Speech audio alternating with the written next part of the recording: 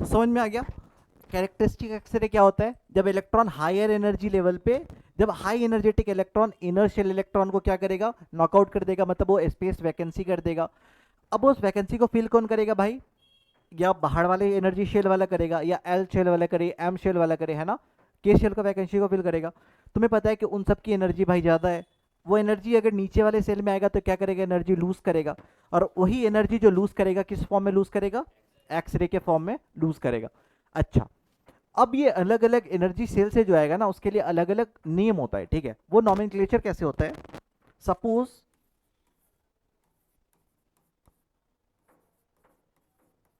Electron knock out के shell electron,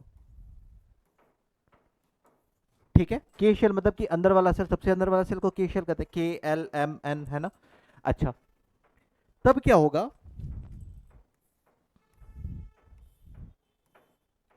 के L M N, ठीक है। यहां पे एक मेरा वैकेंसी बन गया है। अगर एल शेल वाला इलेक्ट्रॉन अगर के पे आएगा तो उसको के अल्फा कहेंगे। के अल्फा कब कहेंगे, जब एल शेल वाला इलेक्ट्रॉन जब के पे आएगा। अच्छा, के बीटा बताइए क्या होगा, जब एम शेल वाला इलेक्ट्रॉन के पे आएगा, ठीक है।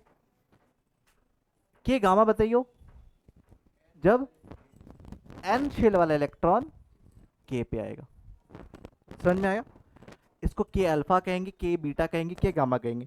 अब इसकी एनर्जी भी बता दे जाओ, उसकी वेवलेंथ वगैरह भी बता दे जाओगे क्या, जो मेरा जो एक्सरे निकलेगा उसका एनर्जी बता दे जाओगे। उसका एनर्जी कैसे बताओगे, एच सी बटे lambda is equal to delta E, ठीक है।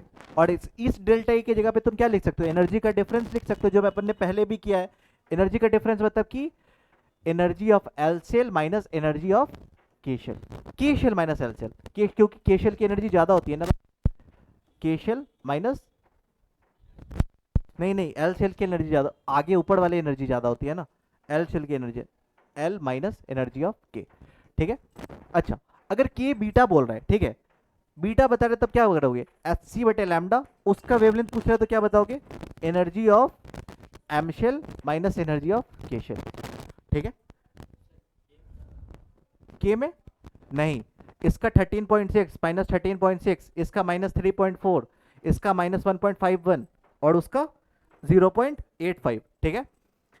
क्या माइनस 13.6 ज्यादा है या 3.4, माइनस 3.4 ज्यादा है, माइनस 3.4 ज्यादा है ना। तो जैसे ही मैंने करा था ना कि आगे वाले एनर्जी लेवल का एनर्जी ज्यादा होता है, ठीक है। और इधर डिफरेंस करके निकालना है भाई, ऐसे भी डिफरेंस चाहिए अपन को, हायर माइनस लोअर, ठीक है। समझ में आ गया। अब मान ले कि इलेक्ट्रॉन जो है नॉकआउट करा है एम एल सेल के इलेक्ट्रॉन को। पहली वाला पहले मैं बता देता हूं, फिर लिखियो। Suppose suppose electron knocks out, क्या हो गया था, L shell electron. L shell electron को जब करेगा तो क्या होगा, एल एम एन ओ, ठीक है। अच्छा, यहाँ पे एक मेरी वैकेंसी बनी हुई है, इसमें एल अल्फा बताइए सबसे पहले क्या होगा, एल अल्फा क्या होगा, जब एम शेल का इलेक्ट्रॉन जब एल पे आएगा, है ना, तो एम अल्फा यही होगा, जब एम का इलेक्ट्रॉन जब एल पे आएगा। अच्छा, एल बीटा बताइए क्या होगा, जब एन का इलेक्ट्रॉन एल पे आएगा। और एल गामा बताइए क्या होगा, ओ का इलेक्ट्रॉन जब एल पे आएगा। ये वाला इलेक्ट्रॉन के, ये वाला एक्सरे का एनर्जी बता पाओगे क्या होगा, एच सी बटे लैम्डा, जो एल अल्फा का जो पूछ रहा है, क्या हो जाएगा, energy of M minus energy of L. समझ में आ गया, अगर एनर्जी पूछेगा तो कैसे निकालोगे। तो यही था।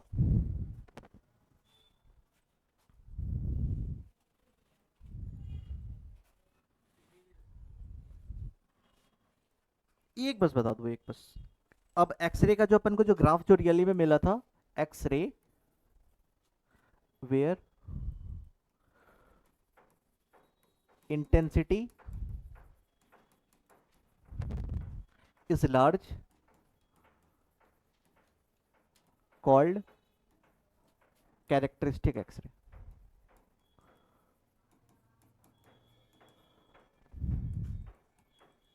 अच्छा, कैरेक्टरिस्टिक एक्सरे उसको कहेंगे, तो उसका जो इंटेंसिटी और वर्सेस इंटेंसिटी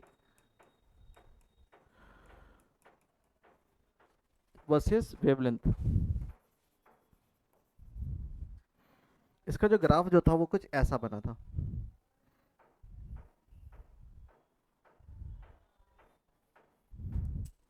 ठीक है, ये के सीरीज है, के अल्फा, के बीटा, ये एल सीरीज है, L alpha, L beta, L gamma. यहाँ पे लिखना था ना।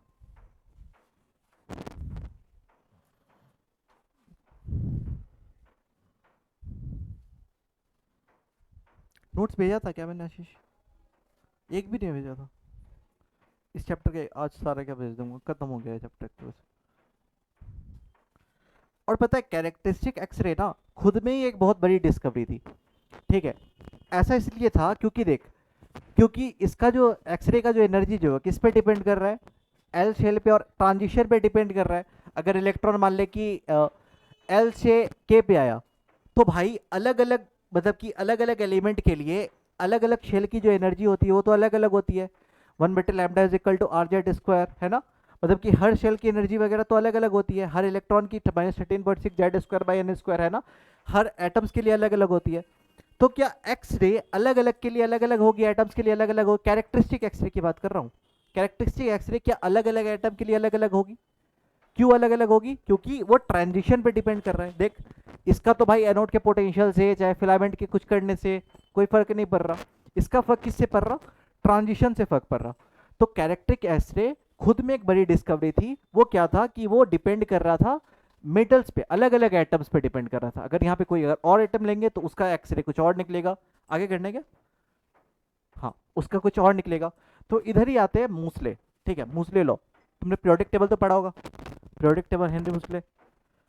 तो इधर ही उनका डिस्कवरी है, बस थोड़ा सा बताया जाता है, ज़्यादा अपन केमिस्ट्री में देखते हैं उसको। क्या हो?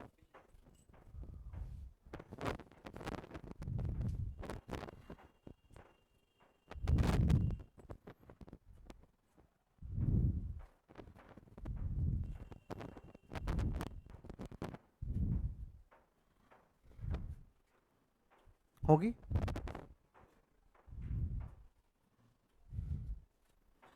मैं ख़त्म कर दूँ क्या? दो दो ज़्यादा पेज नहीं है, तो 2 पेज ही है। ठीक है, मैं ख़त्म कर देता हूँ पहले।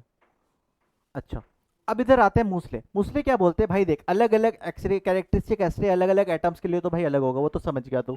ठीक है, तो कैरेक्टरिस्टिक एक्सरे तो मूसले लॉ आता है। मूसले, सिद्धू मूसे वाला नहीं, मूसले लॉ। मूसले लॉ क्या है? फ्रीक्वेंसी किस पे डिपेंड करती है? जब इन्होंने फ्रीक्वेंसी वर्सेस एटॉमिक नंबर का, जब एटॉमिक एटम्स का जब ये ग्राफ प्लॉट करा ना, रूट ऑफ फ्रीक्वेंसी, ये क्या हो गया? एटम्स नंबर, जिसको अपन जेड से भी डिनोट करते हैं। तो भाई ये एक ऐसा आया ग्राफ। ठीक है, मतलब डायरेक्टली प्रोपोर्शनल का ग्राफ आया। मतलब जो डेल्टा रूट फ्रीक्वेंसी जो आ रही थी, जो एनर्जी तो इधर जो निकल रहा था, कैरेक्टरिस्टिक एक्सरे जो फ्रीक्वेंसी जो निकल रही थी, वो डायरेक्टली प्रोपोर्शनल आ रही थी भाई एटॉमिक नंबर के। ठीक है, मतलब अगर इधर कोई और फिर एटम लेंगे, हाइड्रोजन लेंगे, तो उसकी रूट एफ की वैल्यू कुछ और आई थी। ऐसे ऐसे करके अलग अलग एलिमेंट की, और वो डायरेक्टली प्रोपोर्शनल आया था। मतलब कि रूट ऑफ फ्रीक्वेंसी इस पे डायरेक्टली डिपेंड करता है। उसका इन्होंने बताया था ये कैसे डिपेंड करता है। Root F is equal to A Z-B, root F is equal to A Z-B। अब इधर एफ क्या है? एफ है मेरा फ्रीक्वेंसी ऑफ के अल्फा। ठीक है, फ्रीक्वेंसी ऑफ ट्रांजिशन ले ले या के अल्फा ले ले, के अल्फा ऑफ एक्सरे। ठीक है, अगर मैंने ट्रांजिशन डिफाइन कर दिया, तब भाई मेरा एफ डिफाइन हो गया। ठीक है, और हाँ, अगर के बीटा आएगा तो के बीटा यूज करेंगे, है ना। और ए और बी जो है वो मेरा कांस्टेंट है। ए और B, A and B constant,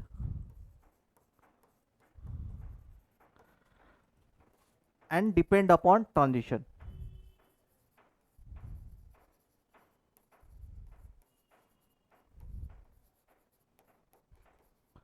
की और बी जो है, ए और बी जो है वो मेरा कांस्टेंट है और मैं किस पे डिपेंड करता है, ट्रांजिशन पे डिपेंड करता है। ठीक है, इसमें ज़्यादा कुछ है नहीं, मूसले लॉ में अपन ज़्यादा केमिस्ट्री में ही देखते हैं। ठीक है, इस पे बस एक न्यूमेरिकल है, बस उसको देख लेता हूँ। ठीक है, उस पे क्या बोल रहा है, क्वेश्चन मेरा बोल रहा है use Moseley law, use Moseley law with b is equal to 1, b की वैल्यू जो मेरी डिफाइन कर दी गई है, find the frequency of k alpha, find the frequency of k alpha of lanthanum, lanthanum का एटॉमिक नंबर 57, याद होना चाहिए, केमिस्ट्री में भी आई है। If frequency of k alpha of copper, k alpha of copper is what is known as known to be